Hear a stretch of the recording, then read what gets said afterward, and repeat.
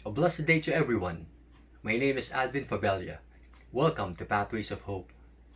Today we reflect on John 6:44 to 51 as we near the end of the Bread of Life discourse. Naalala niyo po ba nung nag-aaral kayo magbike? Tapos, nakakabalance ka na, maandar ka ng konti, hindi ka na natutumba. And then you realize, hawak lang pala ng tatay mo yung upuan ng bike. Kaya pala hindi ka natutumba. The gospel today sort of starts off in the same way. In John 6:44, Jesus says, "No one can come to me unless the Father who sent me draws him." It is God who draws us. It is God who calls us. It's not us. Even if you think that you pray a lot, you attend church, you're a good person, it's not about you. It's all about God. Jesus himself is the good shepherd who leaves the 99 to find that missing one, and that may be you. 1 John 4:19 says we love because God loved us first. God always makes the first move. He draws us closer to him so that he can teach us. John 6:45 says, God will teach us all. And for today, what is the gospel teaching us? What can we learn from it? Allow me to share 3 things. The first one, get your gift. What is this gift? Ephesians 2:8 says, faith is a gift from God. If you start to feel that God does not love you, if you doubt that the church is not helping you, if you doubt that Jesus is transforming your life for the better, come before the Father and say this simple prayer. Lord, draw me closer.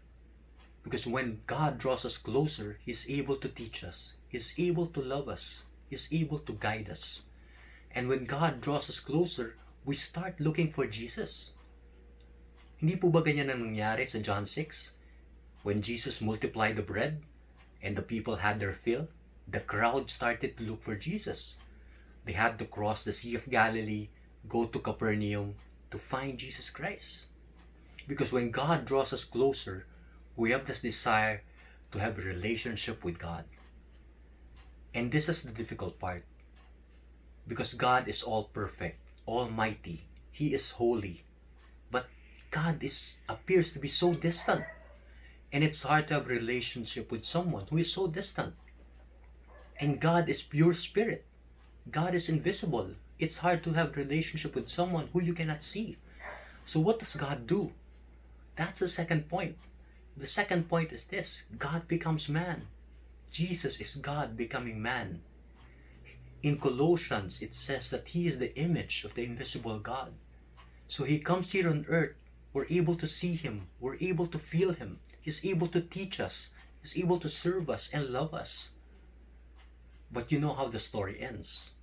Man crucifies Jesus Christ. He dies. He rises on the 3rd day and He goes back to heaven. And you might be asking, hindi ba balik na naman tayo dyan sa problem number 1? That we don't see God, He's not here physically. How can we have a relationship with Him? Well, the answer is this. And that leads me to my 3rd point. Go out and partake of the Holy Eucharist. For the whole week, what has Jesus been preaching to all of us? I am the bread of life. I am the bread of life. He is the bread of life that does not expire. He's the bread of life that fills us up. The plan of God is this, that one day we will be with Him in His kingdom forever. And if we have to live forever, we have to partake of food which lasts forever. And that is the bread of life. Jesus gives Himself to us, buong buo, body, blood, soul, and divinity. He does not give a portion of Himself. He gives His whole self to all of us so that He can have a personal, intimate relationship with each one of us. We have to realize and understand these 3 points. Get your gift of faith, God becomes man, and go out and partake of the Holy Eucharist. If we remember all these 3 points, then we will further develop our relationship with God. It will be more personal, it will be more intimate.